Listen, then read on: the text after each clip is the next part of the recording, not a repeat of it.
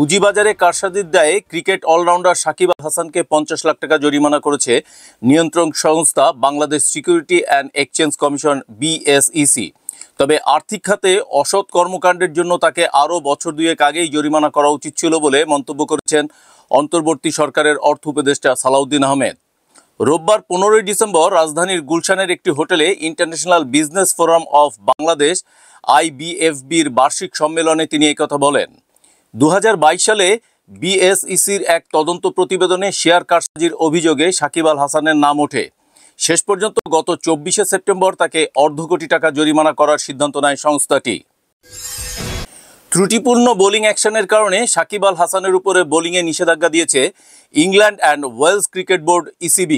Action পরীক্ষায় পাশ না করা পর্যন্ত ইংল্যান্ডে বোলিং করতে পারবেন না সাকিব। অর্থাৎ বিসিবি চাইলে সাকিবের বিপিএল বা ঘরোয়া ক্রিকেটে খেলতে কোনো বাধা নেই। যদিও ক্যারিয়ারের শেষ দিকে থাকা সাকিব আল হাসানের আর দেশের মাটিতে খেলার সুযোগ পাবে কিনা তা নিয়ে রয়েছে প্রশ্ন। জানিয়েই রবিবার কথা বলেছেন বিসিবির অপারেশনস ম্যানেজার শাহরিয়ার নাফিস। তিনি বলেন, বিসিবির সিদ্ধান্ত অবশ্যই মিডিয়া উইংয়ের মাধ্যমে জানানো হবে। আইসিসির সঙ্গেও আমাদের যোগাযোগ হয়েছে। এটার ফলাফল কি হবে সেটা আনুষ্ঠানিকভাবে জানানো হবে। আইসিসির নিয়মটা খুবই সাধারণ। যে কোনো খেলোয়াড়ের যদি কোথাও কোনো সমস্যা হয় তাহলে তার দেশের ঘরোয়া লিগ খেলতে পারবে। ঘরোয়া লিগ খেলতে কোনো বাধা নেই।